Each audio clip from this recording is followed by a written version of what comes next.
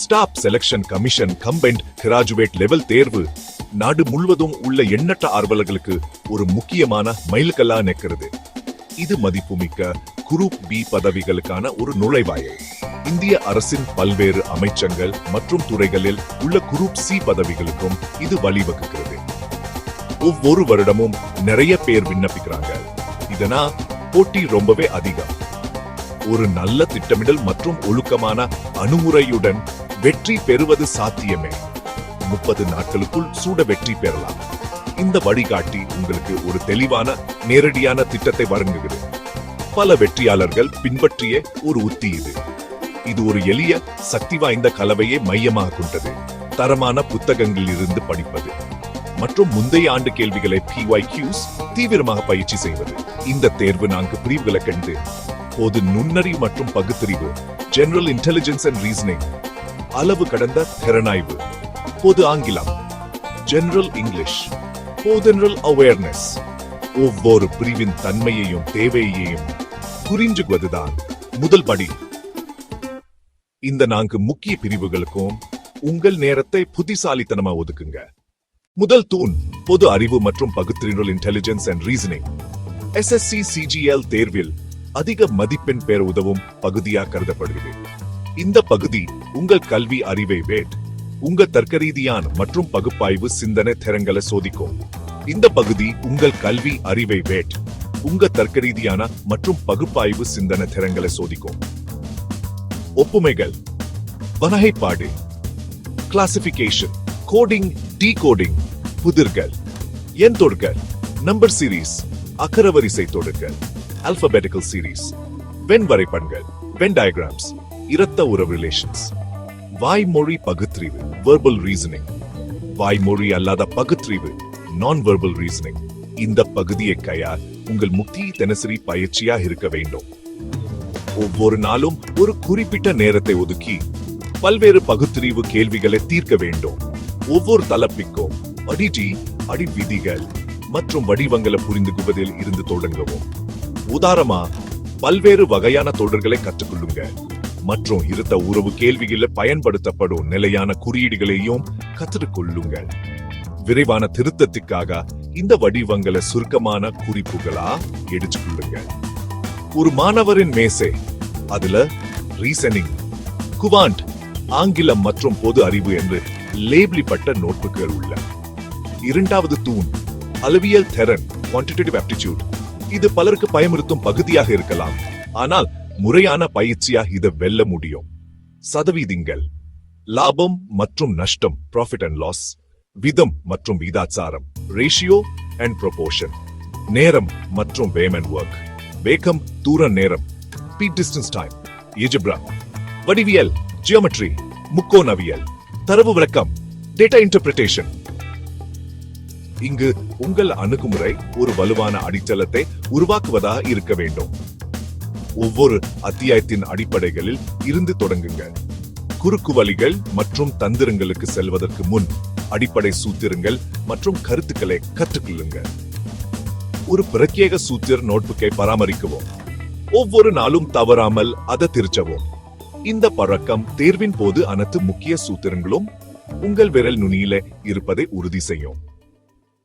நம்ம மூன்றாவது பகுதி பொது ஆங்கிலம். இதுல உங்க ஆங்கில மொழி திறனை மதிப்பிடுவாங்க. பிழைகளை கண்டறிதல், கோடிட்ட இடங்களை நிரப்புதல், ஒத்த மற்றும் எதிர்ச்சோக்க சொற்றொடர்கள் மற்றும் பழமொழிகள், ஒரு வார்த்தை பதிலீடு வாக்கியத்தை மேம்படுத்துதல், படிச்சல், புரிதல், பகுதிகள் மேம்படுத்தல். நீங்க தினமும் படிக்கிறதை வழக்கமாக்கிக்கணும். உங்க சொற்களஞ்சியத்தை படிப்படியா வளர்ப்பதில் கவனம் செலுத்துங்க. தினமும் 10 முதல் 15 புதிய வார்த்தைகளை கத்துக்கோங்க மற்றும் அவற்றை வாக்கியங்களில் பயன்படுத்த முயற்சி செய்யுங்க. இலக்கணத்துக்கு ஒரு நல்ல புத்தகத்தை தேர்ந்தெடுத்து ஒவ்வொரு அத்தியாயமா விதிகளை படிச்சு அதன் பிறகு வர பயிற்சிகளை செஞ்சு பாருங்க. 4வது மற்றும் கடைசி பகுதி பொது அறிவு. இது ரொம்ப பரந்தது மற்றும் மாறிக்கொண்டே இருக்கும். வரலாறு, புவியியல், அரசியல், பொருளாதாரம், இயற்பியல், வேதியியல், உயிரியல், நடப்பு நிகழ்வுகள். நிலையான பகுதிக்கு ஒரு விரிவான பொது அறிவு புத்தகம் உங்களுக்கு சிறந்த நண்பன். ஒரு நேரத்தில் ஒரு பாட்டை மட்டும் படிங்க. உதாரணமா சில நாட்களுக்கு நவீன வரலாற்றில் கவனம் செலுத்திட்டு அப்புறம் இந்திய அரசியலுக்கு மாறுங்க. நடப்பு நிகழ்வுகளுக்கு குறைந்தபட்சம் கடந்த 6 முதல் 12 மாத நிகழ்வுகளை தெரிஞ்சு வச்சுக்கோங்க. தினமும் செய்தித்தாள் படிச்சு சுருக்கமான குறிப்புகள் எடுக்குது. தேசிய நிகழ்வுகள், சர்வதேச நிகழ்வுகள், விருதுகள், அரசு திட்டங்கள், நியமனங்கள், இந்த பகுதியை திறம்பட கவர் பண்ணதுக்கு இதுதான் நம்பகமான வழி. தினமும் ஒழுங்கா படிக்கிற பழக்கம் தான் இந்த 30 நாள் தயாரிப்புக்கு ஒரு பெரிய சக்தி. நீங்க உங்க 4 பாடங்களையும் படிக்கிற மாதிரி, பயிற்சி செய்யற மாதிரி, மறுபடியும் பார்க்கிற மாதிரி திட்டமிடணும். உங்க படிக்கும் நேரத்தை 2 மணி நேர ஸ்லாட்டுகளா பிரிக்கிறது ஒரு நல்ல ஆரம்பம். உதாரணத்துக்கு உங்களுக்கு 4 ஸ்லாட்டுகள் இருக்கலாம். காலை 8 மணியிலிருந்து 10 மணி வரை, காலை 11 மணியிலிருந்து மதியம் 1 மணி வரை, மாலை 3 மணியிலிருந்து ஷிந்து மணி வரை, இரவு 8 மணியிலிருந்து 10 மணி வரை ஒவ்வொரு ஸ்லாட்டுக்கும் ஒரு பாடத்தை ஒதுக்குங்க.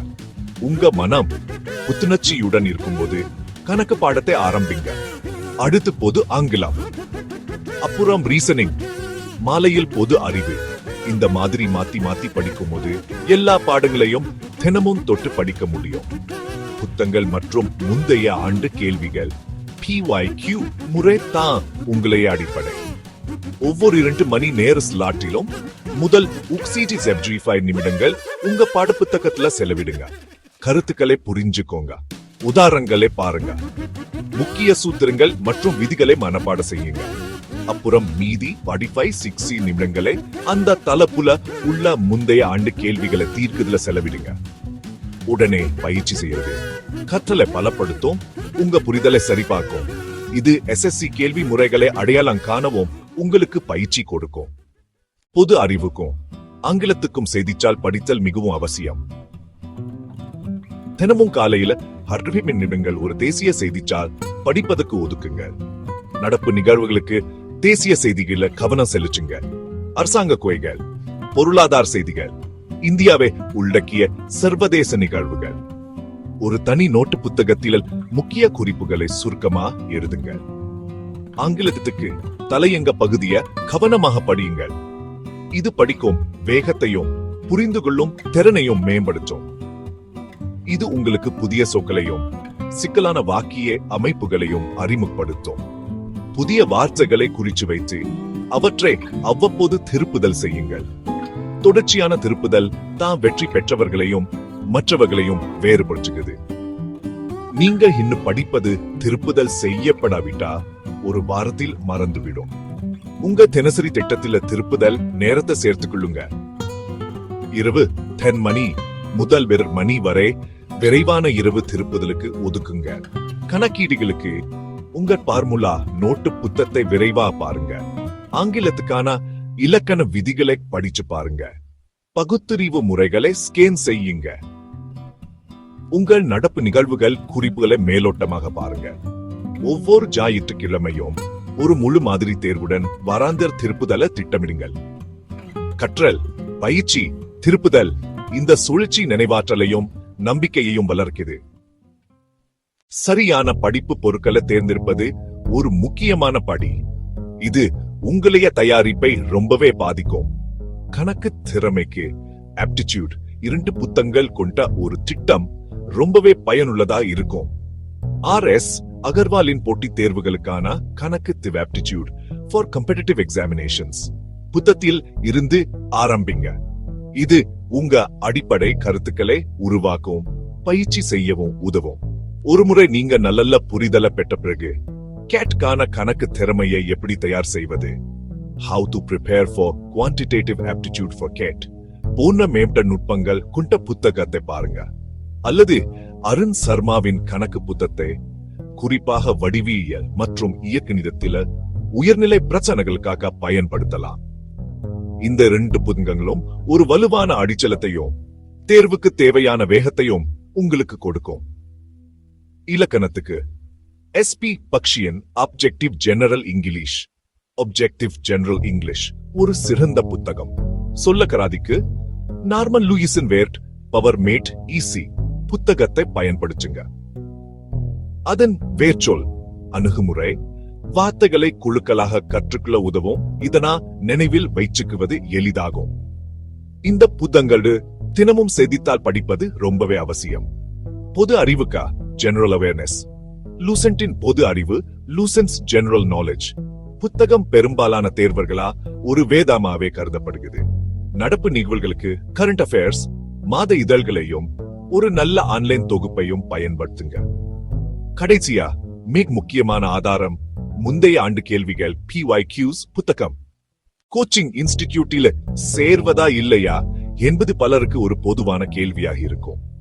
கோச்சிங் சென்டர்கள் பல நன்மைகளை வழங்க முடியும், குறிப்பா ஆரம்ப கட்டத்திலே இருப்பவர்களுக்கு. அவை ஒரு திட்டமிட்ட படிப்பு முறையை வழங்குகின்றன. அனுபவம் வாய்ந்த ஆசிரியர்கள் சிக்கலான தலைப்புகளை எளிதாக்கி சுருக்கமான வழிகளை சொல்லிக் கொடுப்பார்கள். ஒரு போட்டி நிறைந்த வகுப்பு சூழல் உங்களை ஊக்கப்படுத்தும். தொடர்ந்து மாதிரி தேர்வுகள் நடத்தப்படும்.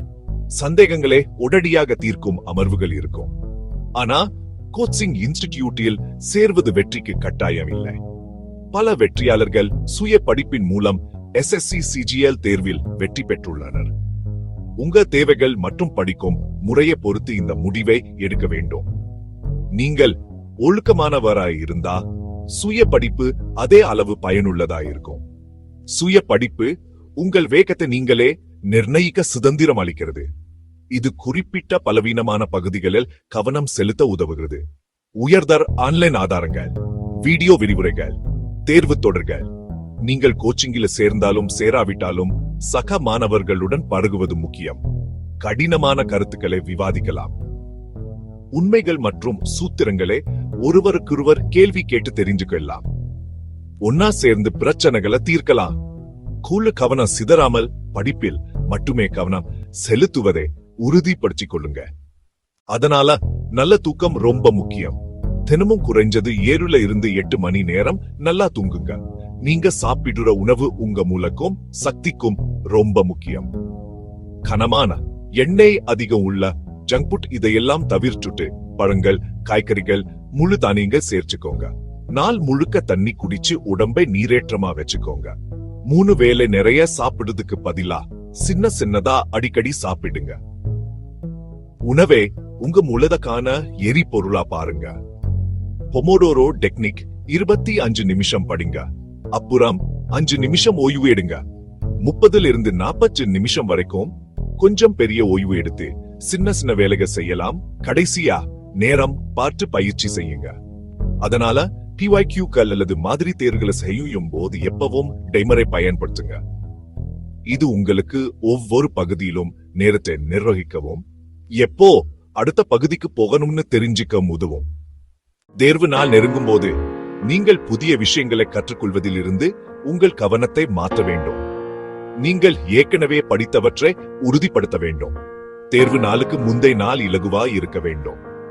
அதிக படிப்பதையோ அல்லது கடைசி நிமிடத்தில் அவசரமாக படிப்பதையோ தவிர்க்கவும். அதுக்கு பதிலா உங்கள் சுருக்கமான குறிப்புகள், சூத்திரத்தாள்கள், முக்கியமான சொற்களை நிதானமா திருப்புதல் செய்யுங்க. உங்க தேவையான அனைத்து ஆவணங்களையும் ஒழுங்கமைக்கவும். உங்கள் அனுமதி அட்டை, ஒரு செல்லுபடியாகும் அடையாள அட்டை, புகைப்படங்க. கடைசி நிமிட அவசரத்தை தவிர்க்க உங்க தேர்வு மையத்தின் இருப்பிடத்தை சரிபார்க்கவும். மிக முக்கியமா நீங்கள் நல்ல இரவு தூக்கம் பெறுவதை உறுதிப்படுத்திக் கொள்ளுங்க. ஒரு இலகுவான ஆரோக்கியமான காலை உணவை உண்டு தேர்வு மையத்துக்கு அறிவிக்கப்பட்ட நேரத்துக்கு முன்பே செல்லுங்க. அமர்ந்தவுடன் சில ஆழமான மூச்சுக்களை எடுத்து அனைத்து பிரிவுகளையும் விரிவாக்க பாருங்க. இந்த வரிசையில பிரிவுகளை முயற்சிக்கவும். ஆங்கிலம், பொது அறிவு, பகுத்தறிவு, அளவு சார்ந்த திறன். சிக்கிக்கொள்ளாதீங்கள். கடினமான கேள்விகளை மறுபரிசீலனை செய்ய குறிச்சுக்கிட்டு அடுத்த கேள்விக்கு செல்லுங்க. உங்கள் சிறந்த முயற்சியை கொடுங்கள். அமைதியாக இருங்கள். உங்கள் கடின உழைப்பு பேசிட்டோம். வாழ்த்துக்கள்.